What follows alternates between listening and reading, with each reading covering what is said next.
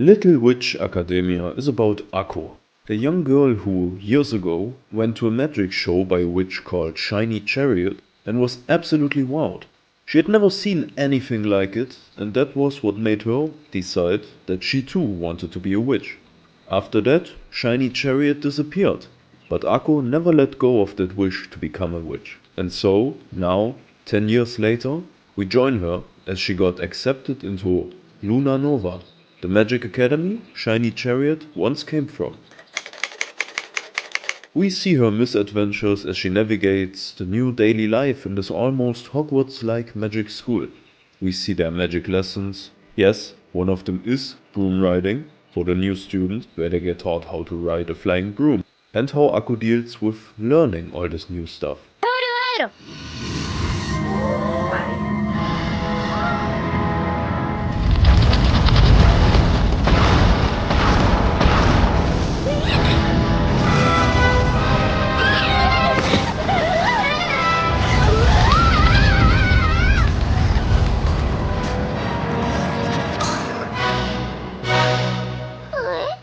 Either way, the story follows her and her new friends as they live their lives in the school, and every episode is a little tale about their experiences. For example, one is about a group broom race, and another one is about the favorite writer of Lotte, one of Akko's friends, coming to a nearby city and them wanting to go see her.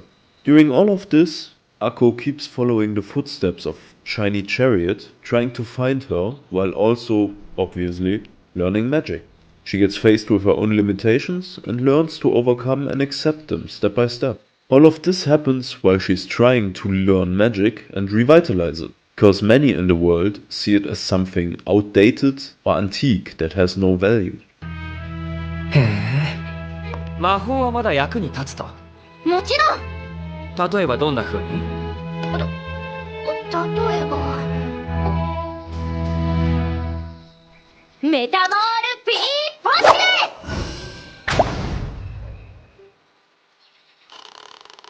ュ。え？これのどこが役に立つと？ Which is another discussion entirely. The show has one season with 25 episodes and is pretty much completed.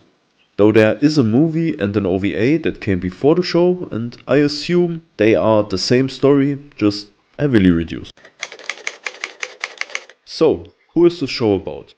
Akko is obviously the main character. She's an airhead and sometimes even an idiot. She is very happy-go-lucky and tends to just go with the flow instead of thinking of the consequences. When it comes to magic, she has a lot of passion, but alas, she doesn't have the same amount of talent.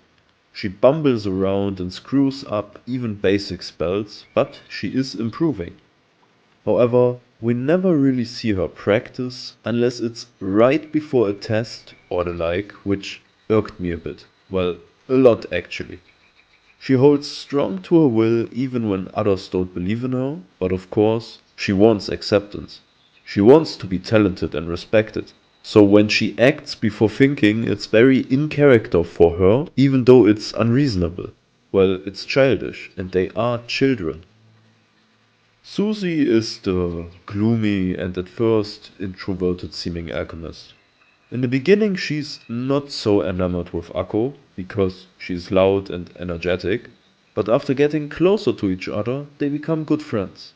She's very talented and an expert in alchemy, mixing together crazy potions in their shared dorm room and occasionally using the sleeping Akko as a test subject. Personality-wise, she's eccentric, to say the least.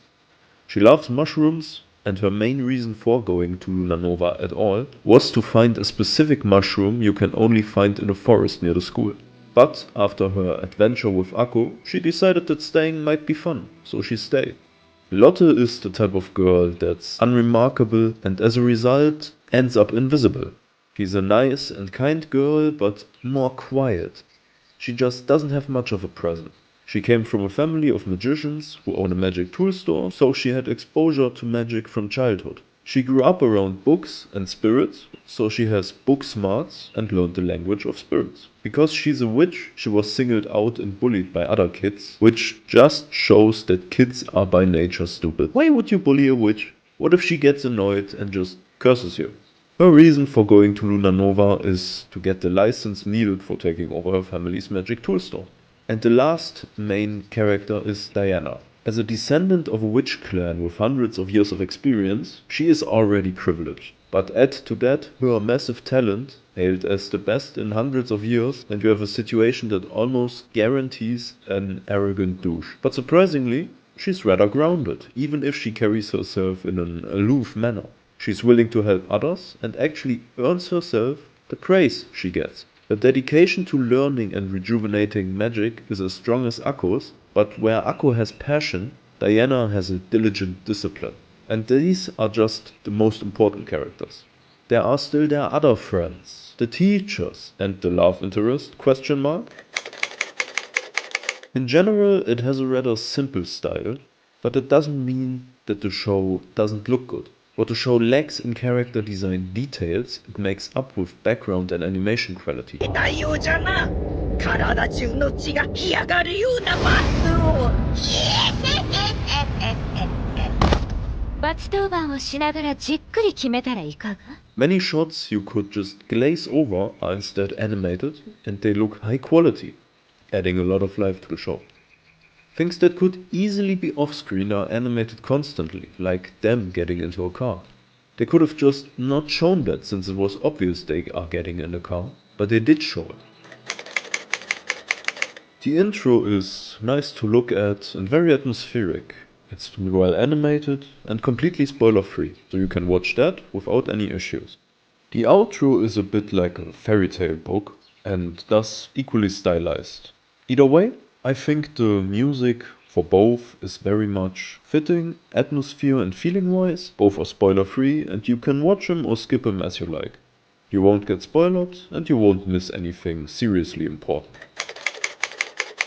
On MyAnimalist it got a rating of 7.8 by almost 350,000 people, which is more than just respectable.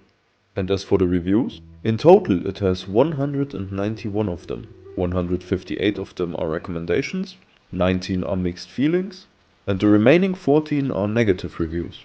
Reading some of the bad reviews, multiple of them compare the show to the movie and the OVA, and just say it doesn't compare, and criticize the character and art. And Akko wasn't all that popular either.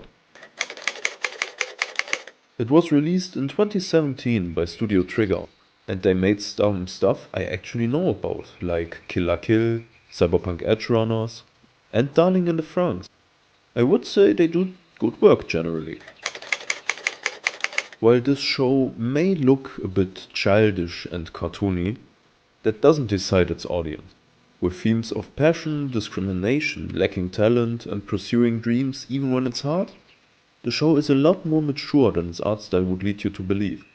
So if you're into that, the show might be for you. Or if you're just looking for this magical school feeling, might also be worth a watch. And where can you watch this show legally? Well, it's on Netflix in pretty much all countries, so that's an easy answer. So, what's my final verdict? Is Little Witch Academia worth watching? Indeed it is. It's a slower and more personal show, but it's not boring at all, at least to me. If you're up for it, I think you'll have a good time if you can get over some points.